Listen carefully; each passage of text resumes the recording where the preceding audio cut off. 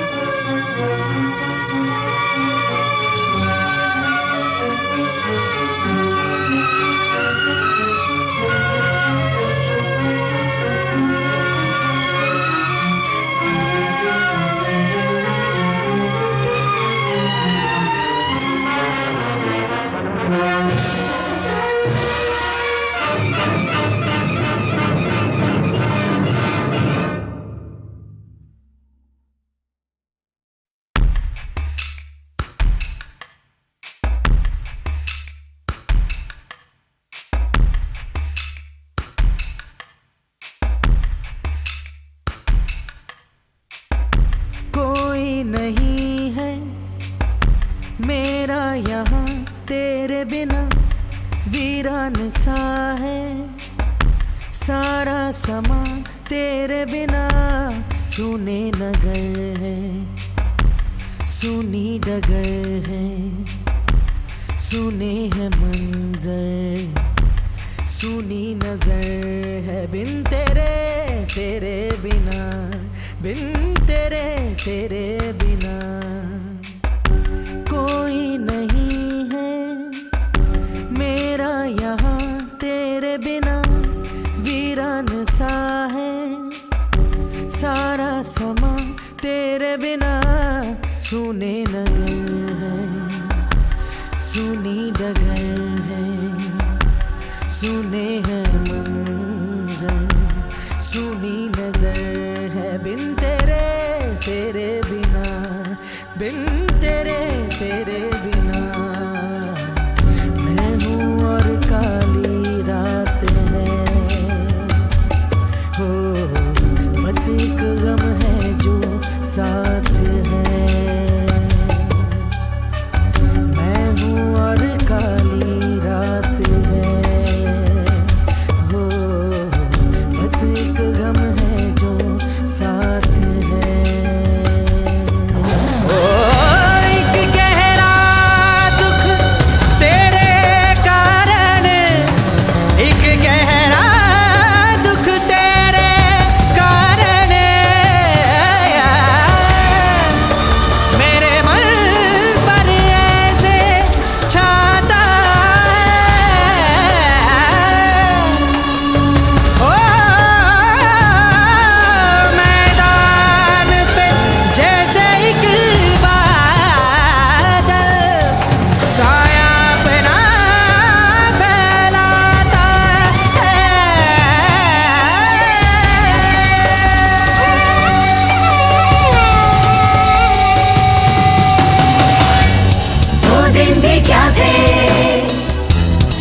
लेके तू आई थी हर खुशी, दिल पूछता है क्या ऐसा होगा दोबारा कभी।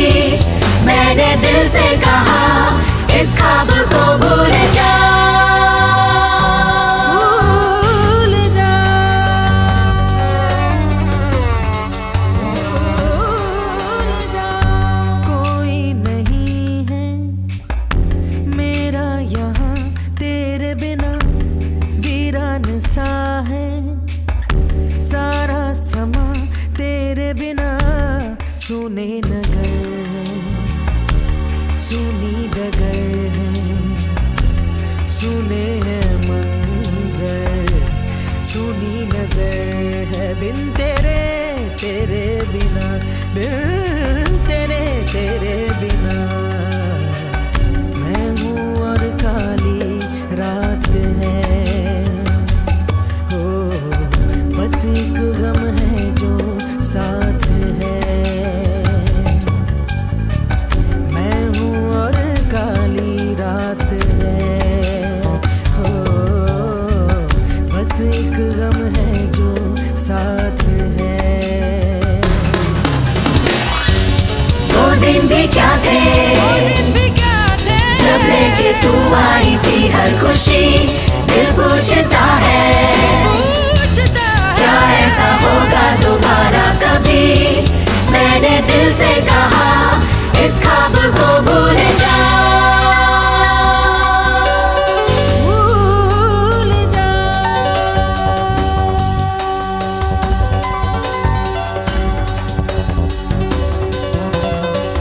मैं हूँ और काली रात है,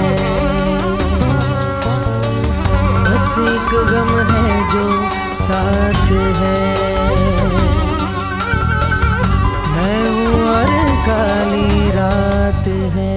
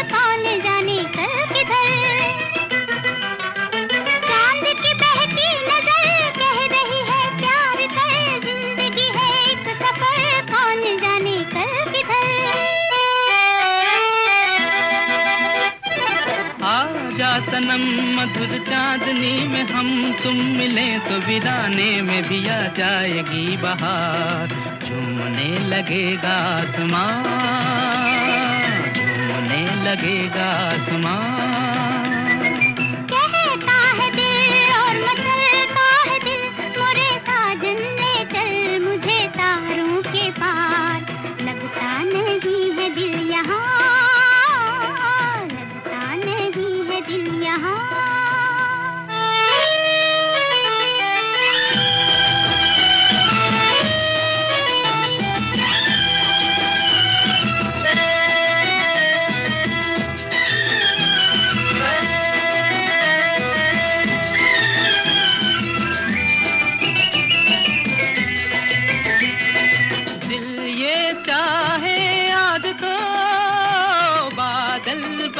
उड़ जाऊं मैं दुल्हन जैसा आसमां धरती पर ले आऊं मैं। चांद का डोला सजे धूम तारों में मचे, झूम के दुनिया कहे प्यार में दो दिल मिले। चांद का डोला सजे धूम तारों में मचे, झूम के दुनिया कहे प्यार में दो दिल मिले।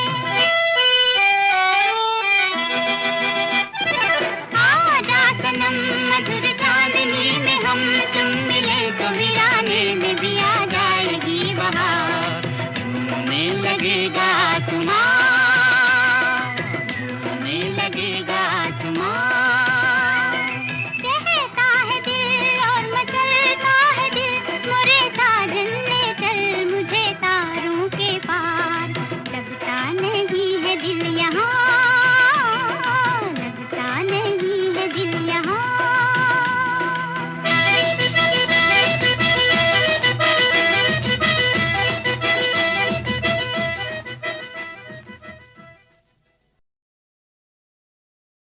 Yes mister Chandra. हाँ, तो भारती देवी, आपने टाइपिंग शॉर्टहैंड का एक डिप्लोमा किया है? जी हाँ। आपको एक बड़ी कंपनी में सेक्रेटरी की नौकरी मिल रही थी, क्यों नहीं की? क्योंकि मॉडलिंग में मुझे ज्यादा पैसे मिलते हैं। आपको ऐसा नहीं लगता है कि सेक्रेटरी की नौकरी करना ज्यादा इज्जतदार है? वकील साहब, आप भी किसी कॉलेज में कानून के प्रोफेसर हो सकते थे। क्या जो काम आप कर रहे हैं ज्यादा इज्जतदार है? मिस भारती, इस कटहरे में जवाब देने के लिए आप खड़ी हैं, मैं नहीं। वकील साहब, मेरा सवाल ही आपके सवाल का जवाब था। अच्छा, 10 जुलाई को मिस्टर रमेश गुप्ता को आपने अपने घर बुलाया था? जी नहीं, मैंने नहीं बुलाया। ये फोटो दिखाने आना चाहते थे, मैंने आने दिया। आने दिया? और जानबूझकर उसी वक्त आने दिया जिस वक्त आप घर में अकेली थी? जी नहीं, इनके लिए दरवाजा मेरी छोटी बहन ने खोला था। हाँ। और ये जानते हुए भी कि mister Ramesh Gupta drawing room में बैठे हैं, आप बाथरूम से सिर्फ गाउन पहन के बाहर आई? बाथरूम से मैं सिर्फ गाउन ही पहनकर बाहर आती हूँ। कपड़े अपने बेडरूम में जाकर बदलती हूँ और पास में ड्राइंग रूम भी पड़ता है, क्योंकि मेरी छोटी से फ्लैट में बाथरूम बेडरूम से लगा हुआ नहीं है। यह नंगी तस्वीर आपके बेडरूम में थी? शायद आपको आर्टिस्टिक चीज भी नंगी लगती है। मैं पूछ रहा हूँ, आपके बेडरूम में थी या नहीं? जी हाँ, थी।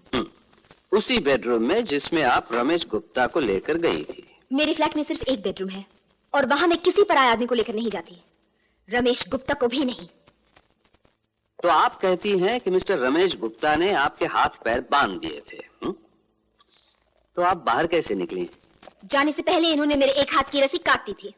अरे वाह, एक आदमी जो बलात्कार के लिए हाथ पैर बांधेगा खोलेगा क्यों? इसका जवाब खोलने वाले से पूछिए। बंधन खुलते ही आपने उस पर हमला क्यों नहीं किया? क्योंकि सिर्फ एक हाथ खोला था, पैर मैंने खुद खोले। आपने अपनी बहन को दरवाजा खोलते हुए देखा था? जी। तो फिर रक्षा के लिए चिल्लाई क्यों नहीं? तब रक्षा के लिए बचा ही क्या था? अच्छा, पुलिस को फोन करते वक्त आपको बदनामी का ख्याल नहीं आया? सिर्फ एक ख्याल आया था कि रमेश गुप्ता को अपने किए की सजा मिलनी ही चाहिए, जिससे वो किसी और की जिंदगी खराब ना कर सके। अच्छा, मुलाकातों के बीच कभी आपको ऐसा लगा कि मिस्टर रमेश गुप्ता की आप पर बुरी नजर है? ऐसा लगता तो मिलती ही क्यों? तो फिर क्या वजह हो सकती है कि अचानक आपके कपड़े फाड़कर, जैसे आप कह रही हैं, आपकी इज्जत लूटने लगा? इंसान और जानवर के बीच शराफत की एक बारीक सी लकीर होती है। कुछ लोग इस लकीर को मिटाकर जंगली बन जाते हैं। ऐसे जानवरों को पिंजरे में बंद कर देना बहुत जरूरी है। लगता है आप और आपकी विद्वान वकील साहिबा मिस्टर रमेश गुप्ता को उनका जुर्म साबित होने से पहले ही जेल भिजवा देना चाहती हैं। लेकिन मैं पूछता हूं योर ऑनर, है कोई सबूत इस बात का कि मिस्टर रमेश गुप्ता ने भारती देवी के साथ जबरदस्ती की है? है कोई गवाह जिसने बलात्कार होते हुए देखा है? सबूत है योर ऑनर। पैरों से कुचली हुई ये तस्वीर जो पुलिस को उस घर से मिली। मोहब्बत करने वाले अपनी महबूबा की तस्वीर पैरों से नहीं कुचलते। सबूत है ये फोटोग्राफ्स जो पुलिस ने वारदात के फौरन बाद लिए। ये टूटी हुई कुर्सी, ये लुढ़की हुई मेज, ये चूर चूर शीशा, ये सब इस बात के जीते जागते सबूत है योर ऑनर कि उस कमरे में एक तूफान आया था।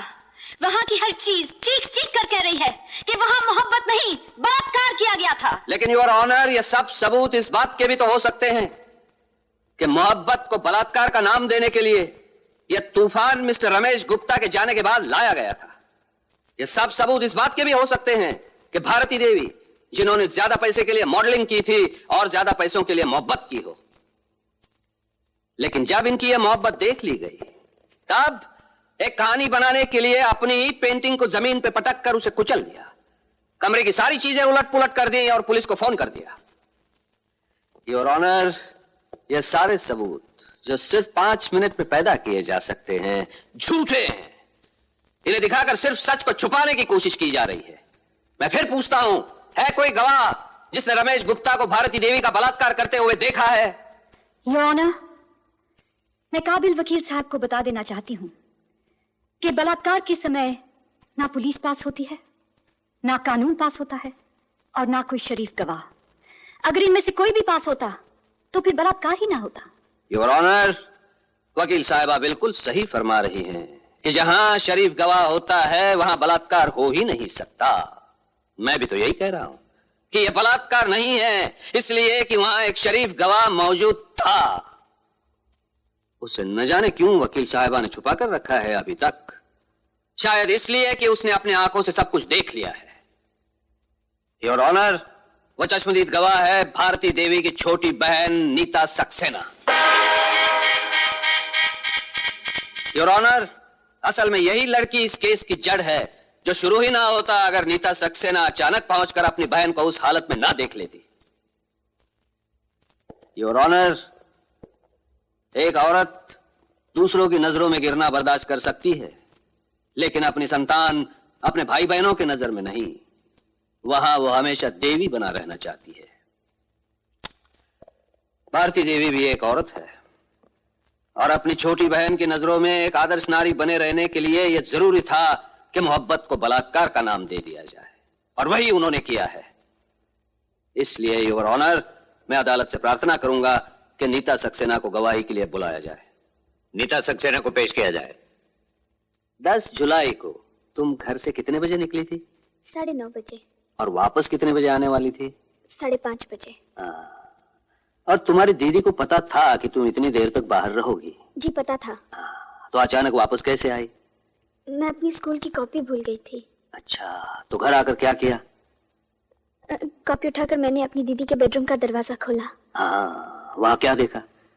वहां देखा, क्या देखा? देखा मेरी दीदी जमीन पर लेटी हुई थी और मिस्टर रमेश गुप्ता ऊपर थे। यानी मोहब्बत कर रहे थे? नहीं, ऐसा नहीं हो सकता। क्यों नहीं हो सकता? अगर तुमने अपनी आंखों से देखा है तो क्यों नहीं हो सकता? मेरी दीदी ऐसा नहीं कर सकती, वो सिर्फ अशोक जी से प्यार करती है। अच्छा, तो वो दोनों प्यार नहीं कर रहे थे? नहीं। अगर वो दोनों प्यार नहीं कर रहे थे, अगर मिस्टर रमेश गुप्ता जबरदस्ती कर रहे थे, तो तुमने किसी को मदद के लिए पुकारा क्यों नहीं? पुलिस को फोन क्यों नहीं किया? मैं घबरा गई थी और घबराहट में वहां से भाग गई। और भागने से पहले दरवाजा बंद किया था? किया था। क्यों किया था? खुला था, बंद कर दिया, जैसे हमेशा करती हूँ। जैसे हमेशा करती हो जब भी तुम्हारी दीदी किसी के साथ बेडरूम में होती है? नहीं, मेरी दीदी ऐसी नहीं है। तुम अच्छी तरह जानती हो वो प्यार करते थे, लड़ाई नहीं। इसलिए तुमने उसकी मदद नहीं की।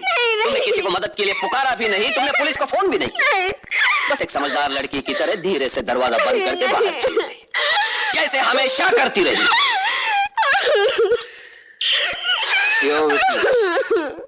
नीता, मैं कुछ सवाल पूछ लूं? 10 जुलाई से पहले कभी तुमने रमेश गुप्ता को अपने घर में देखा? नहीं। पहले कभी किसी और आदमी को बेडरूम में देखा था? कभी नहीं। जब तुमने अचानक बेडरूम का दरवाजा खोला तो भारती देवी ने तुम्हें देखा? मैंने उन्हें देखते हुए नहीं देखा। योर ऑनर, सिर्फ एक सवाल और। इजाजत है। हाँ तो नीता, तुम जानती हो ये रेप हो या बलात्कार क्या होता है? किसी से जबरदस्ती मोहब्बत करना। हाँ, तो तुमने मिस्टर रमेश गुप्ता को कोई जबरदस्ती करते हुए देखा? नहीं।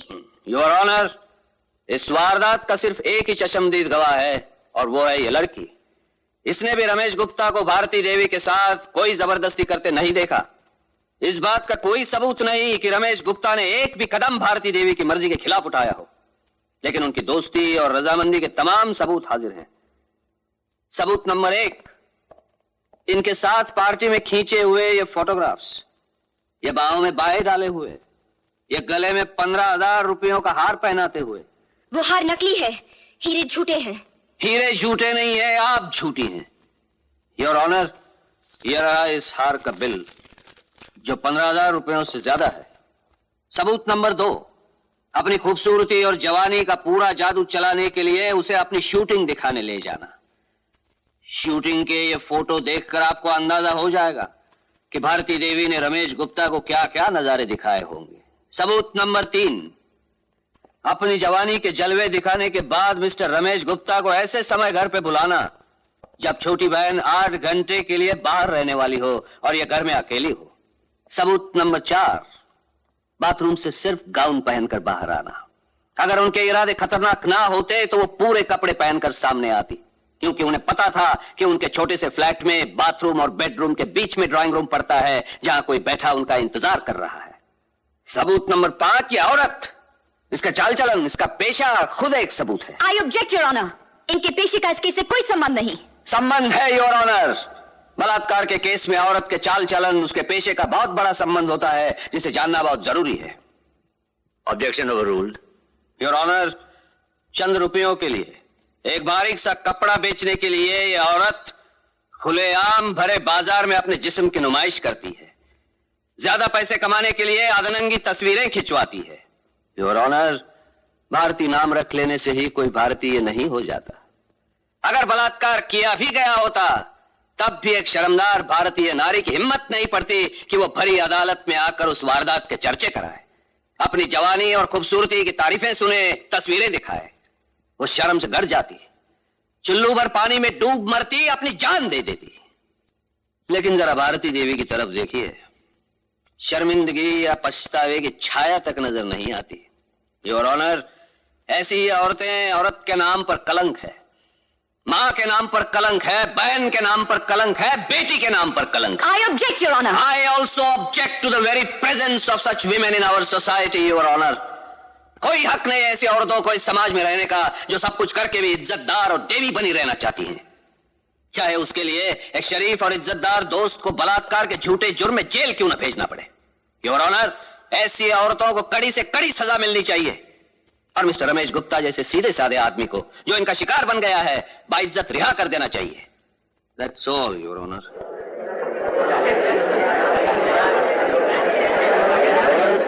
योर ऑनर, वकील साहब की नजरों में एक शर्मदार भारतीय नारी वो है जो मर्दों की जुल्म सहकर भी उनकी शिकायत नहीं करती। इनकी नजरों में देवी वो है जो अन्याय का फंदा गले में डाल घुट घुट कर मर जाती है पर आंसू नहीं बहाती।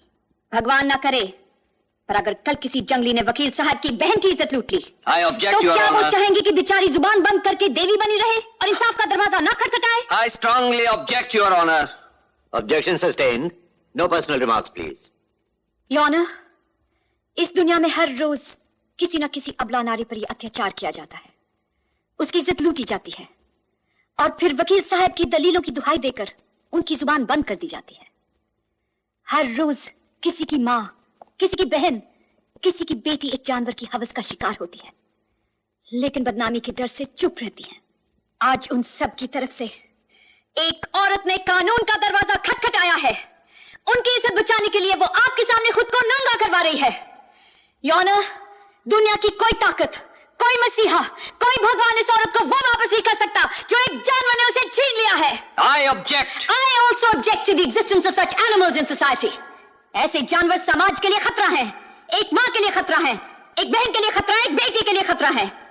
अगर इन्हें सजा नहीं दी गई तो आज वो जो इस अदालत में खड़ा कानून के डर से थर थर कांप रहा है, कल कानून और उसके माहिरों को अपना पहरेदार समझकर शेर की तरह दहाड़ कर जब जिसे चाहेगा उठा ले जाएगा। योना, अगर आज इसे सजा नहीं दी गई तो कल गली गली में जानवर इंसान का शिकार करेंगे और मां बहनों का रास्ता चलना मुश्किल हो जाएगा। खूबसूरत वकील साहिबा को उनके दिल हिला देने वाले भाषण के लिए मुबारकबाद देते हुए मैं वकील साहिबा से प्रार्थना करूंगा कि मिस्टर रमेश गुप्ता के थर थर कांपने से खुश होने की बजाय अगर उनके पास कोई ठोस सबूत हो तो पेश करें, वरना ऐसे दिल हिलाने वाले भाषणों से अदालत का वक्त बर्बाद न किया जाए। ऐसे भाषण तो हम इस देश में हर रोज सुनते रहते हैं। जज साहब, मुझे कुछ कहने की इजाजत है? इजाजत है। आज मैं आपसे और इस देश के कानून से सिर्फ एक सवाल पूछना चाहती हूँ। अगर किसी सच का कोई सबूत नहीं, कोई गवाह नहीं, तो क्या इसका यह मतलब होगा कि वो सच नहीं और आपका न्याय इसे झूठ मानकर सजा देगा? अगर मैं ये साबित नहीं कर सकती कि भगवान है, तो क्या आपका इंसाफ ये फैसला सुना देगा कि भगवान नहीं होता? इंसाफ की बुनियाद भावनाओं पे नहीं, सबूत पे रखी गई है। भगवान का संबंध भावनाओं से है, दिल से है, विश्वास से है। हमारा विश्वास कुछ भी हो, दिल कुछ भी कहता हो, लेकिन अदालत की नजर में हर शख्स बेगुनाह है जब तक उसका जुर्म साबित नहीं हो जाता। इस बात के कई सबूत मिले कि मिस्टर रमेश गुप्ता और भारती देवी एक दूसरे के दोस्त थे, एक दूसरे से मिलते थे, नाचते गाते थे और इन दोनों में शारीरिक संबंध भी हुए। लेकिन इस बात का एक भी सबूत नहीं कि मिस्टर रमेश गुप्ता ने भारती देवी के साथ जबरदस्ती की। इन तमाम बातों को मद्देनजर रखते हुए मैं मिस्टर रमेश गुप्ता को बाइज्जत रिहा करता हूं।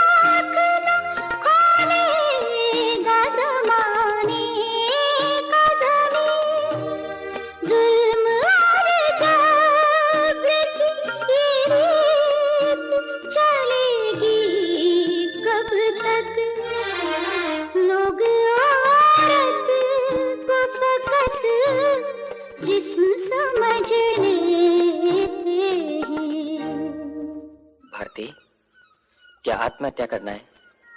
नीता की चिंता ना होती तो कर लेती। यहाँ बैठी थी, डर नहीं लगता? अब किसका डर? चलो घर चलो। अब मेरे लिए अपना वक्त बर्बाद मत करो। ये तुम क्या कह रही हो? मैं तो तुमसे शादी करना चाहता हूँ। घर वालों से पूछ लिया? उनके मना करने से क्या होता है? शादी तो मुझे करनी है ना? पर मुझे नहीं करनी। क्यों? मेरे लिए नारी के मन की पवित्रता से बढ़कर उसके तन की पवित्रता है। मन का कलंक तो पश्चाताप के 2 आंसुओं से धुल जाता है, पर तन का कलंक गंगा का सारा जल नहीं धो सकता। वो एक बार लग गया सो लग गया। इस कलंक से दूर रहो अशोक। एक बात पूछूं? कुछ भी पूछ लो। अगर एक साफ सुंदर शीशे पे पत्थर गिर पड़े तो उसमें शीशे का क्या दोष है? दोष किसी का भी हो, टूटेगा शीशा ही। टूटे हुए शीशे में मुंह नहीं देखा करते, अशुभ होता है। मैं तुम्हारे लिए अशुभ नहीं होना चाहती अशोक। दीदी, मैं स्कूल नहीं जाऊंगी, नहीं मैं इस शहर में रहूंगी। चलो हम कहीं और जाकर रहेंगे जहां हमें कोई नहीं जानता हो।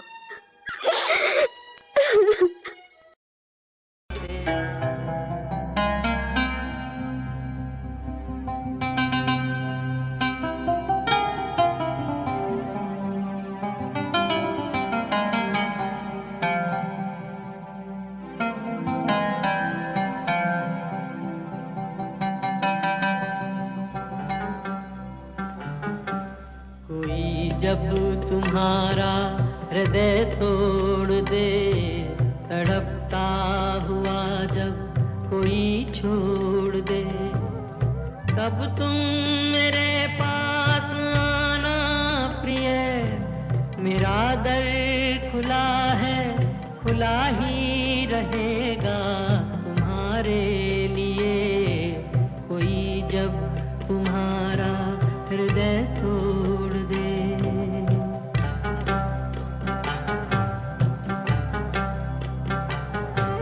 अभी तुमको मेरी जरूरत नहीं, बहुत चाहने वाले मिल जाएंगे।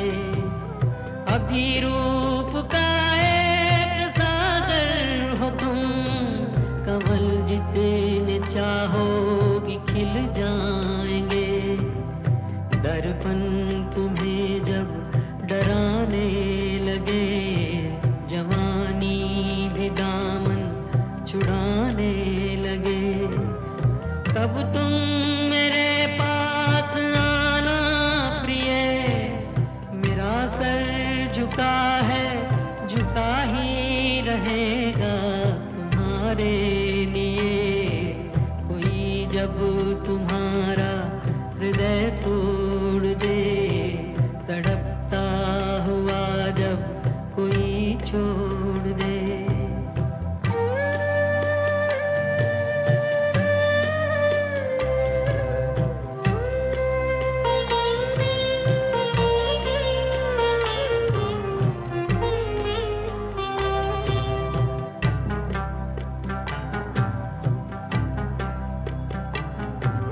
कोई शर्त होती नहीं प्यार में, मगर प्यार शर्तों पे तुमने किया।